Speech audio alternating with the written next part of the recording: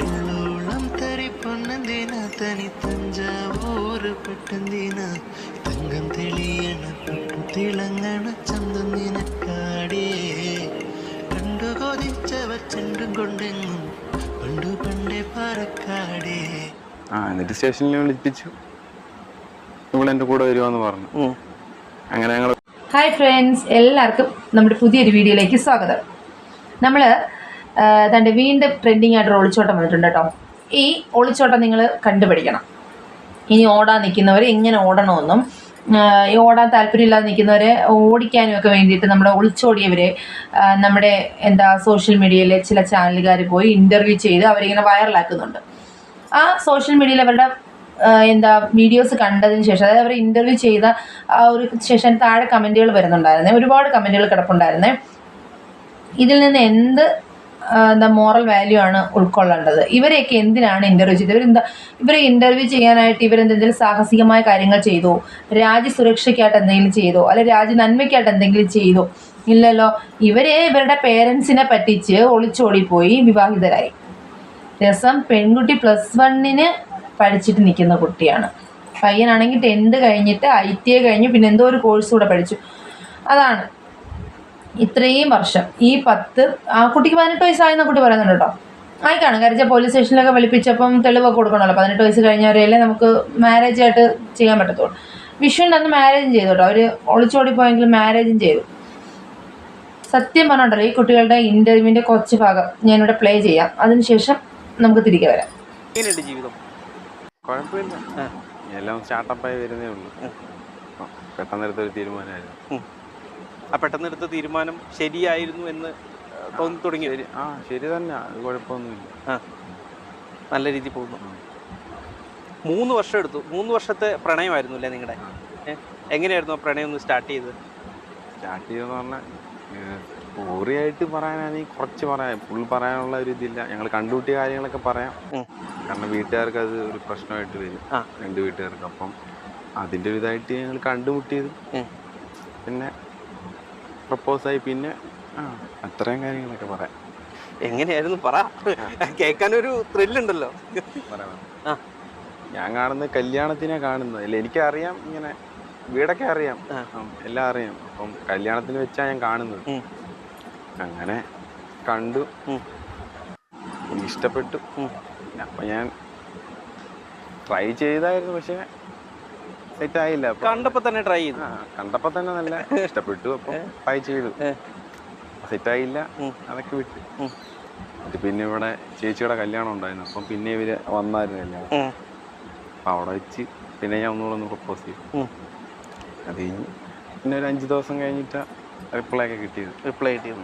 പൂജ, ഇതൊക്കെ തന്നെയാണ്, ഇങ്ങനെയൊക്കെ തന്നെയാണ്? ഇതിൻ്റെ അകത്ത് വല്ല മറച്ചു വെച്ചേക്കുന്ന സാധനങ്ങൾ എന്തെങ്കിലും ഉണ്ടോ?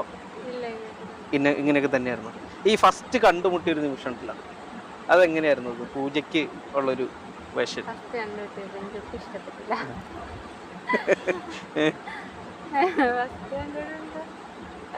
ഭയങ്കര എന്താ പറയാ, ഭയങ്കര എന്നെ ഭയങ്കരമായിട്ട് ഉപദേശിക്കുകയൊക്കെ ചെയ്തു. എനിക്ക് ഇഷ്ടപ്പെട്ടില്ല. കേറേട്ടായിട്ടാണോ? ദേഷ്യമൊക്കെ പെട്ടിട്ടൊക്കെ വന്നത്. അപ്പൊ അതൊന്നും എനിക്ക് ഇഷ്ടപ്പെട്ടില്ല. അപ്പൊ ഞാൻ വഴക്കൊക്കെ പറഞ്ഞു, തിരിച്ചങ്ങോട്ട് പോടാന്നൊക്കെ പറഞ്ഞു. എനിക്ക് ഇഷ്ടപ്പെട്ടില്ല. അങ്ങനെ ഇയാൾ പിന്നെയും എന്നോട് സംസാരിക്കാൻ വേണ്ടിട്ട് വീണ്ടും ഇങ്ങനെ ഓരോന്നൊക്കെ പറഞ്ഞ് കണ്ടന്റ് ഉണ്ടാക്കി എന്റെ അടുത്തിട്ട് വന്നു. പക്ഷെ നിന്നും എടുത്തില്ല, പോയി, അവിടുന്ന് പോയി. പിന്നീടാണ് ചേച്ചിയുടെ കല്യാണത്തിന് കണ്ടത്. എത്ര ദിവസം കഴിഞ്ഞിട്ടാണ് കണ്ടത്? 2 മാസം കഴിഞ്ഞു.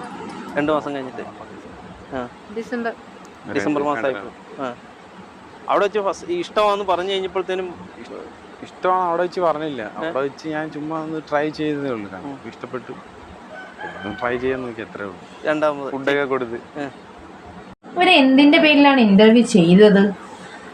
ഇവരിൽ നിന്ന് എന്ത് കാര്യമാണ് അറിയേണ്ടത്? എനിക്കതൊന്നും വലിയ അക്സെപ്റ്റ് ചെയ്യാൻ പറ്റുന്ന കാര്യമില്ല കേട്ടോ. ഒളിച്ചോടുക എന്ന് പറയുന്നൊരു കാര്യത്തോട് ഞാൻ അംഗീകരിക്കുന്നില്ല. ഇഷ്ടപ്പെട്ടവർ തമ്മിൽ വിവാഹം കഴിക്കരുത് എന്നൊന്നും ഞാൻ പറയുന്നില്ല. ഇവിടെ ഒരൊറ്റ കാര്യമുള്ളൂ, ഈ പയ്യന് ചെയ്യാവുന്നൊരു കാര്യമായിരുന്നു. നന്നായിട്ട് പഠിച്ച് അല്ലെങ്കിൽ നല്ലൊരു ജോലി വാങ്ങിയതിന് ശേഷം ഈ കുട്ടിയുടെ പേരൻസിൻ്റെ അടുത്ത് വന്ന് മാന്യമായ വിവാഹാലോചന നടത്തി വിവാഹം കഴിക്കാൻ പറ്റും. 3 വർഷം കൊണ്ടുള്ള പ്രണയമാണ് കേട്ടോ ഇവരുടെ. അത്രേ ആയിട്ടുള്ളൂ. 9ാം ക്ലാസ്സിൽ സ്റ്റാർട്ട് ചെയ്തു, +1 ആയപ്പോൾ മാരേജ് ചെയ്തു. അവർ ഒളിച്ചോടി. ഭയങ്കര സാഹസികമായ ഒളിച്ചോട്ടമായിരുന്നു. അമ്മ വീട്ടിൽ കുട്ടിയെ വെക്കേഷൻ ടൈമിൽ അമ്മ വീട്ടിൽ നിർത്തിയേക്കുമായിരുന്നു. അവിടെ നിന്നാണ് ഒളിച്ചോടിയതൊക്കെ പറയുന്നുണ്ട്. എന്തായാലും ഈ കുട്ടികളൊക്കെ എന്നാണ് പഠിക്കുക? ഇവർ പ്രായപൂർത്തിയായി 21 വയസ്സ് 18 വയസ്സ് പ്രായമുള്ള ഈ കുട്ടികൾ എങ്ങനെ മുന്നോട്ട് ജീവിക്കുമെന്നാണ് പറയുന്നത്.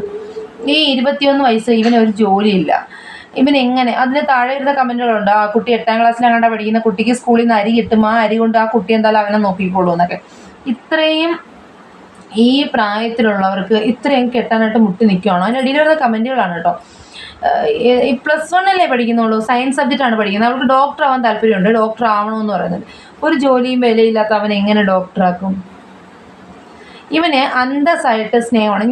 എൻ്റെ ഒരു അഭിപ്രായത്തിൽ നല്ല പയ്യന്മാരാരും, ഇത് കേൾക്കുമ്പോൾ എന്നെ ചീത്ത വിളിക്കാനായിട്ട് ആരും വരണ്ട, നല്ല പയ്യന്മാർ ചില സാഹചര്യങ്ങൾ കൊണ്ട് ചെയ്യുന്നവരുണ്ട് കേട്ടോ. കാര്യം ട്രൂ ലവ് ആണ്, ജോലിയുണ്ട്, ചില ജാതി മതം അതിൻ്റെ പേരിലൊക്കെ വിവാഹം നടക്കാതെ ബുദ്ധിമുട്ടിയിരിക്കുന്നവരാണ്. അപ്പോൾ അവരെ സംബന്ധിച്ചിടത്തോളം പേരൻസിൻ്റെ പിടിവാശി, കാര്യം നല്ല പയ്യനായിരിക്കും, പക്ഷേ അവൻ്റെ ജാതി അതല്ല, മതം അതല്ല, അവൻ്റെ ഫാമിലി ശരിയല്ല എന്നൊക്കെയുള്ള മുടന്ത ന്യായങ്ങളുടെ പേരിൽ ഇഷ്ടത്തിനെ നിയന്ത്രിക്കുന്നതുണ്ട്. അത് ഞാനിവിടെ അംഗീകരിക്കുന്നില്ല. പക്ഷേ എപ്പോഴും നമ്മൾ ചിന്തിക്കേണ്ടത്, ഇതൊരു കല്യാണത്തിന് കാറ്ററിങ്ങിന് നിന്ന പയ്യനാട്ടോ. കാറ്ററിങ്ങിന് നിന്ന സമയത്ത് കഴിച്ച ആഹാരം കണ്ട് അവനെ ആദ്യം കണ്ടപ്പോഴേ പെൺകുട്ടി ഇഷ്ടപ്പെട്ടു. അവനൊന്ന് ട്രൈ ചെയ്ത് നോക്കി, ആദ്യത്തെ ട്രൈയിൽ വീണില്ല, പിന്നെ അടുത്ത കല്യാണത്തിന് ചെന്നപ്പോൾ അടുത്ത ട്രൈ ചെയ്തപ്പോൾ കുട്ടി വീണു. അതാണ് അവൻ പറയുന്നത്.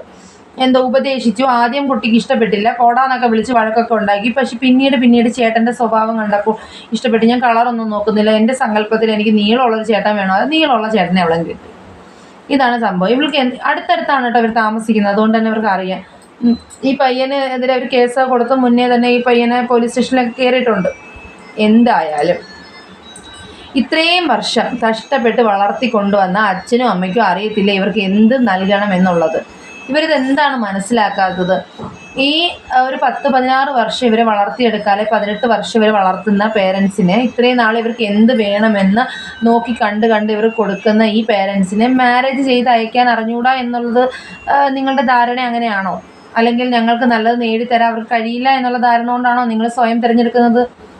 സ്വയം തിരഞ്ഞെടുക്കുന്നതിൽ തെറ്റൊന്നുമില്ല, പക്ഷെ തിരഞ്ഞെടുക്കുമ്പോൾ അതിൻ്റെതായ കുറച്ച് കാര്യങ്ങൾ നോക്കണം. എന്നാലും അവരുടെ ഇൻ്റർവ്യൂവിൽ കുറച്ച് ഭാഗങ്ങളോടെ കണ്ടിട്ട് വരാം നമുക്ക്.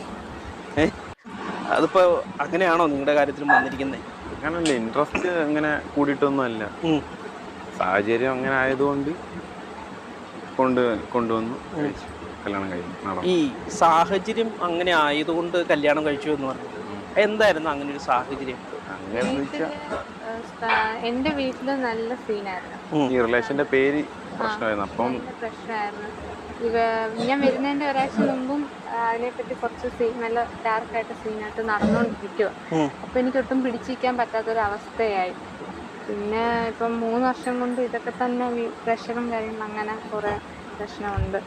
അപ്പം അതും കൂടെ ആയപ്പോൾ എനിക്ക് ഇനി ഒട്ടും പിടിച്ചിരിക്കാൻ പറ്റാതായപ്പോൾ ഞാൻ ഇങ്ങനെ ഡിസിഷൻ എടുത്തു. ഇനിയും വെയിറ്റ് ചെയ്ത് കഴിഞ്ഞാൽ എന്തോ ആണെന്ന് അറിയത്തില്ല. അപ്പം കൂടെ ഉണ്ടെങ്കിൽ അത്ര നല്ലതില്ലേ. ഇനി അത്ര നാളും വെയിറ്റ് ചെയ്ത് ഇനിയിപ്പോ എന്താവുന്നൊന്നും പറയാൻ പറ്റത്തില്ല. ഇനിയിപ്പോ വീട്ടിൽ നിന്ന് എന്തോ പറ്റുന്നെന്ന് പറയാൻ പറ്റില്ല. ഇപ്പൊ എന്റെ കൂടെ ഉണ്ടെങ്കിൽ ഓക്കെ, സെറ്റ് ആവാൻ ഗ്രോ ആവാൻ. ഇപ്പൊ അമലിനെ എന്തോ പോലീസ് കേസിലൊക്കെ പെടുത്തിയിരുന്നു. ഇല്ല, അങ്ങനൊന്നും ഇല്ല. അങ്ങനെ വേറെ ഇതായിട്ട് വെളിപ്പെടുത്താനൊന്നും ഇല്ല. അത് 2 വീട്ടുകാർക്കും ഒരു പ്രശ്നം. അപ്പൊ അതുകൊണ്ട് അങ്ങനെയുള്ള ഞങ്ങൾ കണ്ടുകൂട്ടിയ കാര്യങ്ങൾ മാത്രം പറയാം. ഇപ്പൊ 2 വീട്ടുകാർക്ക് ഒരു പ്രശ്നം ഉണ്ടാകാത്ത രീതി ഞാൻ റിലേഷന്റെ പേര് അങ്ങനെ സ്റ്റേഷനിൽ കയറേണ്ട വന്നിട്ടുണ്ട്. സ്റ്റേഷനിൽ കയറേണ്ട വന്നിട്ടുണ്ട്. അതെങ്ങനെയായിരുന്നു സാഹചര്യം? ഇപ്പൊ പറയാൻ അത് പറഞ്ഞ ഇപ്പൊ 2 വീട്ടുകാർക്കും ശരിയാവും. അവരെ ഇതിലോട്ട് വലിച്ചുവിടാനുള്ള താല്പര്യമില്ല. അങ്ങനെ അത് ഈ സമയത്താണ് ഒത്തിരി നാളങ്ങനെ പോയത് സ്റ്റേഷനിൽ? ഇല്ല, അങ്ങനൊന്നും ഇല്ല. ഒരു ചെറിയൊരു പ്രശ്നമായിട്ടാണ്, വലിയ സീനൊന്നും ഇല്ല. അത് പറയാൻ അതിനെ കുറിച്ച് ഇപ്പൊ ഈ വീട്ടിൽ നിന്ന് വിളിച്ചിറക്കി കൊണ്ടുപോകുന്നു എന്ന് പറഞ്ഞു. ഇപ്പൊ നിങ്ങളുടെ വീട് 2 പേരും ഏകദേശം അടുത്തടുത്താണ് വരുന്നത്. ഏത് ഈ തൊട്ടടുത്തുള്ള വീട്ടിൽ നിന്നാണോ വിളിച്ചോണ്ട് പോകുന്നത്? അമ്മയുടെ വീട്ടുകാർ അവിടുന്ന് നേരെ വിളിച്ചിറക്കി കൊണ്ടുപോകും. വീട്ടിലാളുണ്ടായിരുന്ന സമയത്ത്? ഇല്ല, ആ സമയത്ത് വന്ന് വിളിച്ചിറക്കി നേരെ കൊണ്ടുവന്നു. ഇപ്പൊ അമല് പൂജനെ വീട്ടിൽ നിന്ന് വിളിച്ചിറക്കി കൊണ്ടുപോകുന്നു. ഇപ്പൊ ഏതൊരു കമ്താക്കം പോന്നു കഴിഞ്ഞിട്ടുണ്ടെങ്കിൽ പെൺകുട്ടിയുടെ വീട്ടുകാരുണ്ടെങ്കിൽ പരാതി കൊടുക്കും. പോലീസ് സ്റ്റേഷനിൽ കൊണ്ടുപോയി പരാതി കൊടുക്കും. ഇവിടെ അങ്ങനെ ഒരു സാഹചര്യമൊക്കെ വന്നിരുന്നോ? വന്നിരുന്നു. അവർ പിറ്റേ ദിവസം കൊണ്ടുകൊടുത്തത്, ഒരു ദിവസം കഴിഞ്ഞിട്ടാണ് കൊണ്ടുകൊടുത്തത്. എന്നിട്ട് സ്റ്റേഷനിൽ വിളിപ്പിച്ച് ഇവളെൻ്റെ കൂടെ വരുവാന്ന് പറഞ്ഞു. അങ്ങനെ ഞങ്ങൾ ഒരുമിച്ച് വിട്ടു. പോലീസ് സ്റ്റേഷനിൽ വന്നു കഴിഞ്ഞപ്പോൾ എങ്ങനെ സീമെല്ലാം ഉണ്ടായോ വീട്ടിൽ നിന്ന്? വീട്ടിൽ നിന്ന് സീനൊന്നും ഇല്ലായിരുന്നു. അവർക്കറിയാലോ ഇത്രയും നാളായിട്ട് ഞാൻ പറഞ്ഞിട്ട് കേട്ടില്ല, ഇനി കേൾക്കത്തില്ലെന്ന് പറയും. പിന്നെ അവരെന്തോ പറയുന്നത്, പിന്നെ ഏജുമായി, പിന്നെ ഇനി എന്നെ വിളിച്ചാലും ഞാൻ വരത്തില്ലെന്ന് അവർക്ക് 100% ഉറപ്പായിരുന്നു. പിന്നെ അവരൊന്നും പറഞ്ഞില്ല. അമ്മ പറഞ്ഞു അവളുടെ ഇഷ്ടം എന്താണോ അവൾക്ക്. അപ്പൊ തന്നെ നേരെ പോന്നു. അന്ന് തന്നെ നിങ്ങളുടെ കല്യാണം നടന്നു? അല്ലല്ല, പിന്നെ വിഷുവിനായിരുന്നു കല്യാണം. വിഷുവിൻ്റെ അന്ന് വീട്ടുകാരെല്ലാം കൂടെ ഫിറ്റായി നേരെ അമ്പലത്തിൽ പോയി താലി കെട്ടി. ഈ ശരിക്കും പറഞ്ഞു കഴിഞ്ഞിട്ടുണ്ടെങ്കിലേ അതിൻ്റെ അകത്ത് കൂടുതൽ കമൻസ് വരുന്നത് സ്കൂളിൽ നിന്ന് വിളിച്ചിറക്കി കൊണ്ടുവന്നാണ് കല്യാണം കഴിക്കുന്നത് അല്ല, കാരണം വെക്കേഷൻ അത് എൻ്റെ ലുക്ക് കണ്ടിട്ടാണ് ഇങ്ങനെ കമന്റ്സ് വരുന്നത്. കാരണം പൂജനെ കണ്ടു കഴിഞ്ഞാൽ കുഞ്ഞു കുട്ടിയായിട്ടാണ്, അതുകൊണ്ടാണ് അങ്ങനെ കമന്റ് വരുന്നത്. പക്ഷെ ഞങ്ങളുടെ സിറ്റുവേഷൻ അങ്ങനെ ആയതുകൊണ്ട് ഞങ്ങൾക്കിപ്പോൾ ഇങ്ങനെ എടുക്കേണ്ടി വന്നു. അല്ലാതെ ഞങ്ങൾക്കിപ്പം എല്ലാരും പറയുന്ന പോലെ മുട്ടി നിൽക്കുമല്ലായിരുന്നു കല്യാണം കഴിക്കാൻ. ഇനിയും പിടിച്ചു നിൽക്കാൻ ഞങ്ങൾ മാക്സിമം നോക്കും. എത്ര വേണേലും പിടിച്ചു നിൽക്കാം, പക്ഷെ പറയുന്ന പോലെ അല്ലല്ലോ നമ്മള് ഫ്യൂച്ചർ എന്താന്ന് പറയാൻ പറ്റില്ല. ഇനി എന്തായാലും ഇത്രയും വർഷം വളർത്തിക്കൊണ്ടുവന്ന അച്ഛനും അമ്മയ്ക്കും ഒന്നും നമുക്ക് എന്താണ് നല്ലതെന്ന് അറിയില്ല എന്നുള്ളത് നമ്മുടെ ഒരു തെറ്റായ ധാരണയാണ് കേട്ടോ. നമ്മൾ ഏത് ചെരുപ്പിടണം, അല്ലെങ്കിൽ ഏത് ഡ്രസ്സ് ധരിച്ചാലാണ് നമ്മളെ ഭംഗി, നമ്മൾ ഏത് സ്കൂളിൽ പഠിക്കണം, നമ്മൾ എന്ത് പഠിക്കണം എന്നൊക്കെ തിരഞ്ഞെടുത്ത് നമ്മൾ എന്ത് ആഹാരം കഴിക്കണം, നമുക്ക് പ്രോട്ടീൻ റിച്ച് ആയിട്ടുള്ള ആഹാരം എന്താണ്, നമുക്കുള്ള ആരോഗ്യത്തിന് ഏറ്റവും ബെസ്റ്റ് എന്താണ്, നമ്മൾ എന്ത് രീതിയിൽ ഒരുങ്ങിയാലാണ് നല്ലതെന്നൊക്കെ അറിയാവുന്ന അച്ഛനും അമ്മയ്ക്കും നമ്മുടെ ലൈഫ് ആരുടെ കൂടെ ആണെങ്കിലാണ് ഏറ്റവും നന്നായിട്ടുണ്ടാവുക എന്ന് അറിയത്തില്ല എന്ന് നമ്മൾ ചിന്തിക്കുക തെറ്റല്ലേ? അതെന്താണ് ഈ കുട്ടികൾ, ടീനേജിലുള്ള ഈ കുട്ടികൾ മനസ്സിലാക്കാത്തത്? ഇതിന് താഴെ വന്നിരിക്കുന്ന ഒരുപാട് കമൻസ് ഉണ്ട് കേട്ടോ. നീ ഒരു അച്ഛനും അമ്മയും ആകുമ്പോഴേ അത് മനസ്സിലാവുള്ളൂ, നിന്റെ മക്കൾ നിന്നോട് കാണിക്കുമ്പോഴേ മനസ്സിലാവുള്ളൂ. ഈ അച്ഛനമ്മമാരുടെ അഭിമാനം അല്ലെങ്കിൽ അവരുടെ ആ ഒരു മാനസികാവസ്ഥ ഈ കുട്ടികൾ എന്താ മനസ്സിലാക്കാത്തത്? ഈ +1 പഠിക്കുന്ന ഈ കുട്ടിയും 21 വയസ്സുള്ള ഒരു പ്രായമുള്ള ഈ പയ്യനും ഒക്കെ അത് ചിന്തിക്കാനുള്ളൊരു ഗട്ട്സ് ഇല്ല. ഓക്കെ, ഈ പയ്യൻ്റെ ഫാമിലി മെമ്പേഴ്സ് ഈ കല്യാണം എങ്ങനെ അനുകൂലിച്ചു, എന്തുകൊണ്ട് ഇവരെ പറഞ്ഞ് മനസ്സിലാക്കിയില്ല? ഇപ്പം ആ ഫാമിലി മെമ്പേഴ്സിനല്ല ഞാൻ പറയുന്നത്, എന്തുകൊണ്ട് പറഞ്ഞ് മനസ്സിലാക്കിയില്ല?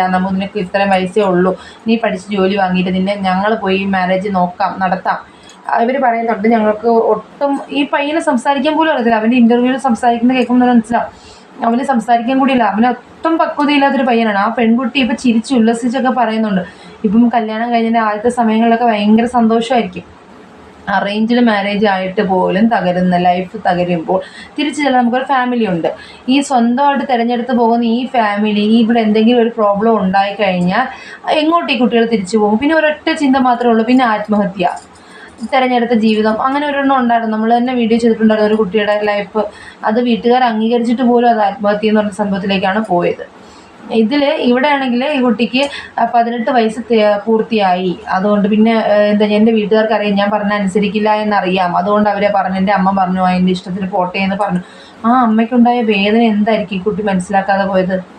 ഇത്ര മാത്രമേ ഉള്ളൂ പറയാൻ. എന്തായാലും നിങ്ങൾ നശിക്കാൻ പറയില്ല. എന്തായാലും നിങ്ങൾ സന്തോഷമായിട്ട് മുന്നോട്ട് നല്ല രീതിയിൽ ഹാപ്പി ആയിട്ട് ജീവിക്കട്ടെ. ഇനിയും ഈ വീഡിയോ 10 കുട്ടികളെങ്കിലും കാണുന്നുണ്ടെങ്കിൽ നിങ്ങൾ ആ ഒരു ഓപ്ഷൻ തിരഞ്ഞെടുക്കാതിരിക്കുക. നന്നായിട്ട് പഠിക്കുക, നന്നായിട്ട് പഠിച്ച് നല്ലൊരു ജോലി വാങ്ങിച്ചതിന് ശേഷം പേരൻസിൻ്റെ അനുമതിയോടുകൂടി നിങ്ങൾ ഇഷ്ടപ്പെട്ടാൽ തന്നെ കെട്ടുക. എത്രയോ അങ്ങനെയുള്ള എന്ത് നടക്കുന്നുണ്ട്. എൻ്റെ തന്നെ ഒരു കൂട്ടുകാരി അവൾ ഇഷ്ടപ്പെട്ടൊരു പയ്യനെ കെട്ടാൻ വേണ്ടിയിട്ട് അവൾ ഗവൺമെൻറ് സർവീസിൽ ജോലി വാങ്ങി. അതുപോലെ ആർക്കും പറ്റുന്ന കാര്യങ്ങളേ ഉള്ളൂ. നിങ്ങൾക്കും അത് പെട്ടെന്ന് സാധിക്കും. ഇഷ്ടപ്പെടുന്ന ഇപ്പം നമ്മൾക്ക് ഇഷ്ടപ്പെടുന്ന പയ്യനെ വിവാഹം കഴിക്കുക, ആ ഒരു വാശിയിൽ പഠിച്ചിട്ടാണ് എൻ്റെ കൂട്ടുകാരിക്ക് ആ ഒരു ജോലി ലഭിച്ചത്. അതുപോലെ തന്നെ നിങ്ങൾ ആരെ ഇഷ്ടപ്പെട്ടാലും നിങ്ങൾക്ക് നമ്മുടെ ട്രൂ ലവ് ആണെന്നുണ്ടെങ്കിൽ അത് വിജയിക്കുക തന്നെ ചെയ്യും. അതിനെ ആരെതിർത്താലും അത് നടക്കും. പക്ഷെ അതിനുള്ള മാർഗം എന്ന് പറയുന്നത് നല്ലൊരു സെൽഫ് സഫിഷ്യൻ്റ് ആവുക, സ്വയം പര്യാപ്തത ഒരുക്കുക. എന്നുവെച്ചാൽ നാളെ കാലത്ത് ഈ തിരഞ്ഞെടുത്ത ലൈഫിൽ എന്തെങ്കിലും ഒരു പ്രോബ്ലം ഉണ്ടെന്ന് വന്നാൽ പോലും നമുക്ക് സ്വയം നിൽക്കാൻ പറ്റണം, സ്വന്തം കാലിൽ നിൽക്കാൻ പറ്റണം. അപ്പോൾ അങ്ങനെ ഒരു ഇത് വരുവാണെങ്കിൽ അന്യോന്യം ഒരു റെസ്പെക്റ്റ് ഉണ്ടാവും. ആ ഒരു ലൈഫ് നല്ലപോലെ മുന്നോട്ട് പോകാനും പറ്റും. അപ്പം ഇനിയുള്ള ടീനേജിലുള്ള കുട്ടികളെങ്കിലും ഈ ഒളിച്ചോട്ടം എന്ന് പറയുന്നൊരു സംഭവത്തിലേക്ക് നീങ്ങാതിരിക്കുക. അന്തസ്സായിട്ട് പേരൻസിൻ്റെ അംഗീകാരത്തോടുകൂടി അനുമതിയോടുകൂടി ഇഷ്ടപ്പെട്ട പയ്യനെ കെട്ടാൻ ശ്രമിക്കുക. ഇഷ്ടപ്പെടുന്ന പയ്യനെ കെട്ടുക എന്ന് പറയുന്നത് തെറ്റാണെന്ന് ഞാൻ ഈ വീഡിയോയിൽ പറഞ്ഞിട്ടില്ല. അതിന് ഒരു കൈത്തൊഴിലെങ്കിലും സ്വന്തമായിട്ടൊരു തൊഴിൽ തിരഞ്ഞെടുത്തതിന് ശേഷമെങ്കിലും നിങ്ങൾ ഈ ഒരു മാർഗം സ്വീകരിക്കുക. ഓക്കെ, പുതിയൊരു വീഡിയോ കാണുന്നത് എല്ലാവർക്കും tata bye bye, see U.